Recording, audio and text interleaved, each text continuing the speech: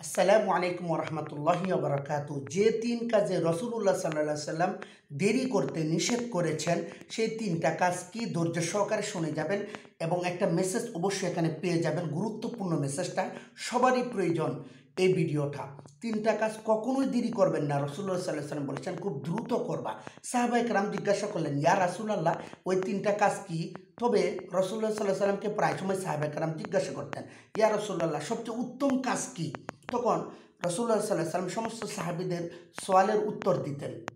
তখন রসুল্লাহ সাল্লাহ সাল্লাম সর্বপ্রথম বলেছিলেন যে যখন তোমাদের নামাজের সময় হয়ে যাবে তখন তোমরা জামাতের সহিত নামাজ আদায় করে নেবে। অর্থাৎ আউয়াল অক্ত, প্রথম কোনো অক্তের প্রথম অক্ত যখন শুরু হয়ে যায় তখনই নামাজ আদায় করা উত্তম বলেছেন রসুল্লাহ সাল্লাহ সাল্লাম। অর্থাৎ তখন আর দেরি করতে হবে না, তখন জাস্ট সময় নামাজ আদায় করে নেবেন। আমাদের সমাজে অনেকে আছে 5 মিনিট দাঁড়ান, 10 মিনিট দাঁড়ান, অমুক আসুক তমুক আসুক, এরকমটা রসুল করতে নিষেধ করেছেন।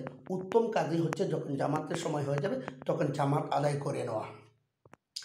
ভাইয়া দোস্ত বুজুর্গ, 2 নাম্বার কাজ যেটা, 2 নাম্বারটা হচ্ছে যে যখন আমাদের বাড়িতে অনেক মানুষই ইন্তেকাল করে, আমাদের সমাজে অনেক মানুষ মারা যায়, মারা যাওয়ার পরে আপনাদের করণীয় কি?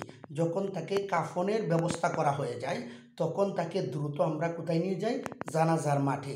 জানাজার মাঠে নিয়ে তাকে প্রস্তুত করা হয় যখন, তখন রসুল্লাহ সাল্লাল্লাহু আলাইহি ওয়াসাল্লাম বলেন, যখন কোনো মৃত ব্যক্তিকে কাফনের কাপড় পরানো হয়ে যায় তখন তোমরা দ্রুত তাকে দাফনের ব্যবস্থা করো। কেননা লোকটা যদি সে সৎকার হয় এবং ভালো হয়, আমলদার হয়, তাহলে হয়তো বা তার কল্যাণের দিকে তোমরা দ্রুত তাকে আগাইয়া দাও।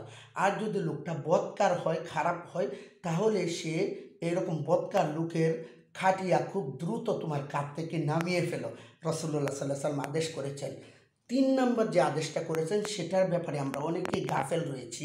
3 নাম্বারটা হচ্ছে যে তোমাদের ঘরের মধ্যে যদি প্রাপ্তবয়স্ক মেয়ে অথবা প্রাপ্তবয়স্ক ছেলে থাকে তাহলে তাদেরকে বিবাহের ব্যবস্থা করিয়া দাও।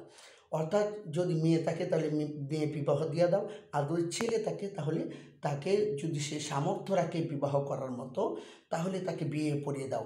আর যদি সে সামর্থ্য না রাখে সে করবে কি?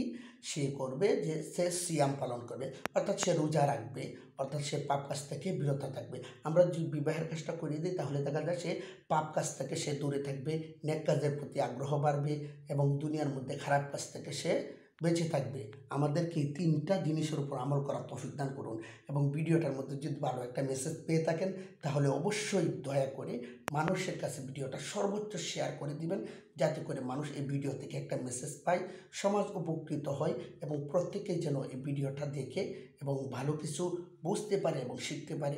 একটা শেয়ারই আপনার অনেক সওয়াব আপনার আমলনামার মধ্যে যুক্ত হয়ে যাবে ইনশাআল্লাহ। আসসালামু আলাইকুম ওয়া রাহমাতুল্লাহি ওয়া বারাকাতুহু।